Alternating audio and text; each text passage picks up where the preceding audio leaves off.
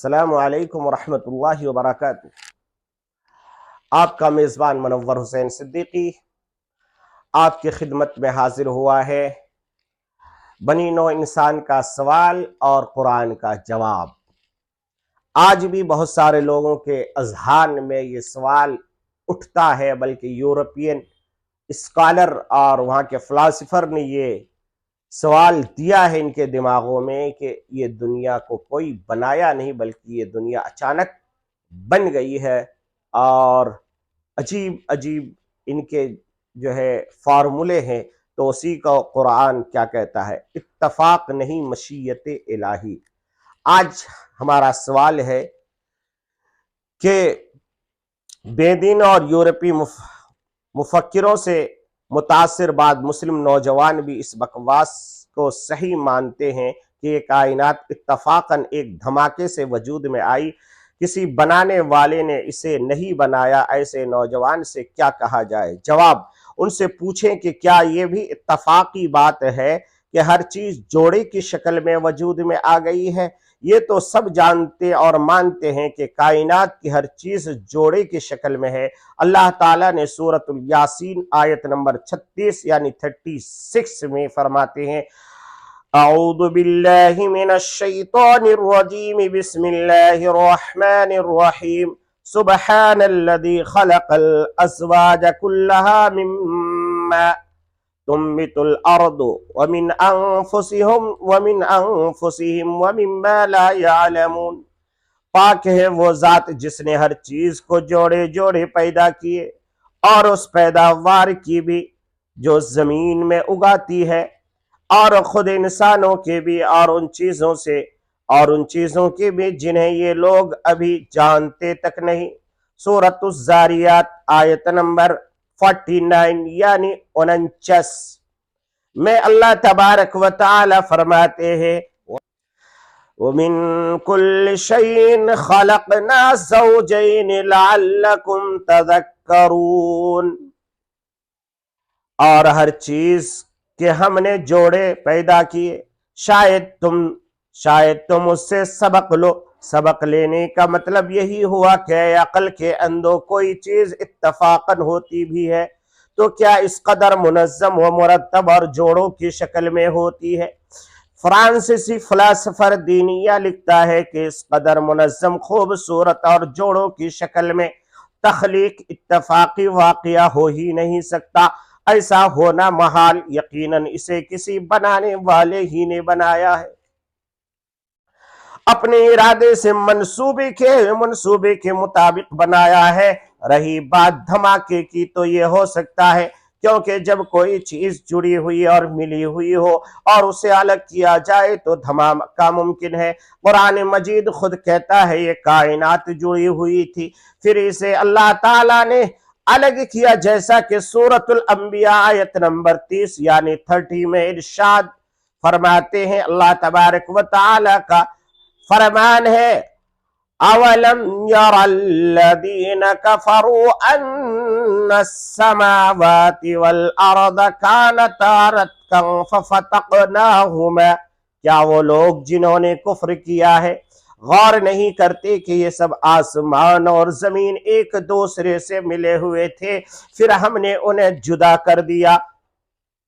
आइए, ये तो तख्लीक कायनात के ऊपर सवाल था। और एक सवाल, अच्छे और बुरे लोगों की बुरी सोच में क्या फर्क होता है? यानी अच्छों की अच्छी सोच, बुरों की बुरी सोच, ये तो अलग है, मगर जब बुरा आदमी बुरा सोचता है और अच्छा आदमी भी बुरा सोचता है तो इन दोनों में क्या फर्क है? ये इंसानों का सवाल। अब कुरान क्या कहता है सुनिए। हर कोई बुरा सोच सकता है, खा अच्छा आदमी हो या बुरा, मगर सवाल यह है कि दोनों की सोच बराबर की होती है। जवाब, जी नहीं, दोनों की सोच बराबर नहीं होती। बुरा आदमी बुरा सोचता है तो उसकी नजर बुराई की इंतहा और उसकी आखिरी हद पर मरकूज रहती है। मसलन काबिल ने बुरा सोचा तो उसकी नजर इंतहा पर थी, यानी कि कत्ल पर। चुनाचे उसने काबिल ने कहा, لَأَقْتُلَنَّكَ میں تجھے قتل کر دوں گا، پھر قتل ہی کر ڈالا۔ اسی طرح حضرت ابراہیم علیہ السلام کے معاملے میں آپ کی قوم کی سوچ انتہا پر گئی، انہوں نے کہا اقتلوہ او حرقوہ، اسے قتل کر دو یا جلا ڈالو، اور اپنے طور پر انہوں نے اپنی سوچ کو عملی جامہ پہنایا، مگر اللہ تعالیٰ نے انہیں ناکام و نامراد کیا۔ اس کے برعکس اچھے لوگوں کی بری سوچ اگر انتہا پر گئی بھی تو اس پر ٹکی نہیں، بلکہ برائی کی نچلی سطح تلاش کرتی ہے۔ اس کی مثال ہمیں حضرت یوسف علیہ السلام کے واقعے میں ملتی ہے۔ ان کے بھائی مجموعی طور پر اچھے لوگ ہی تھے، ایک جلیل القدر نبی کے اولاد تھے، حسد کے جذبے نے ان کے اندر بری سوچ پیدا کر دی۔ جس لمحہ حسد کی کیفیت اپنے شباب پر تھی اور وہ تیش کے عالم میں تھے تو تجویز آئی اقتلو یوسف، چلو یوسف کو قتل کر دے۔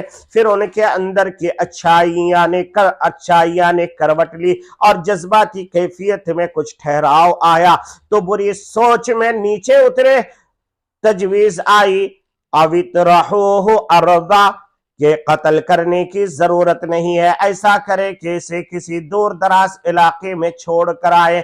پھر شاید یہ سوچا کہ اس طرح چھوڑ آنے سے راستوں پر مارا پھرے گا، بھوک و پیاس کی شدت سے کہیں مر نہ جائے، لہذا کچھ نیچے اور اترے اور ایک ایسی صورت نکالی جس میں وہ بچ بھی جائے اور کسی کی پناہ میں بھی چلا جائے۔ تجویز ہوئی فلاں کنویں کے طاقچے میں لے جا کر ڈال دیا جائے جہاں سے اکثر قافلوں کا گزر ہوتا ہے اور جہاں سے قافلے برابر پانی لیا کرتے ہیں، تاکہ کوئی قافلہ اسے نکال لے جائے اور اس طرح اس کے اندر زندہ رہ جانے کا بھی سامان ہو جائے اور اسے ایک ٹھکانہ بھی مل جائے گا۔ قرآن مجید کے الفاظ سنو اور برے اور اچھے لوگوں کی سوچ میں فرق پیدا کرو۔ قرآن کہتا ہے وَأَلْقُوهُ فِي غَيَابَتِ الْجُبِّ يَلْتَقِطْهُ بَعْضُ السَّيَّارَةِ، کنویں کے طاقچے میں چھوڑ آئے، کوئی قافلہ اٹھا لے جائے گا۔ اس طرح ہم دیکھیں گے کہ یوسف علیہ السلام کے بھائیوں کی بری سوچ انتہا پر نہیں رکی، بلکہ بھائی کو زندہ رکھنے اور اس کے کسی کی سرپرستی اور ٹھکانہ مہیا کرانے کی سطح تک لے آئی۔ یہ ہے برے لوگوں کی بری سوچ اور نسبتاً اچھے لوگوں کی بری سوچ کے درمیان فرق۔ اسی لیے کہا جاتا ہے کہ برے صحبت صالح ترا صالح کنت، صحبت طالح ترا طالح کنت۔ اچھے لوگوں کی صحبت میں رہو گے تو اچھائیاں ملے گی، برے لوگوں کی صحبت میں رہو گے تو برائیاں ملے گی۔ اللہ میں عمل کی توفیق عطا فرمائے۔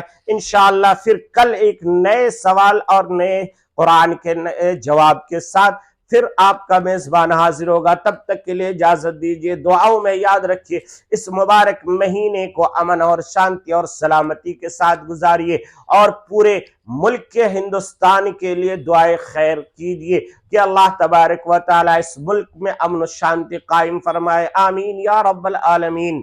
جزاک اللہ خیر الجزا۔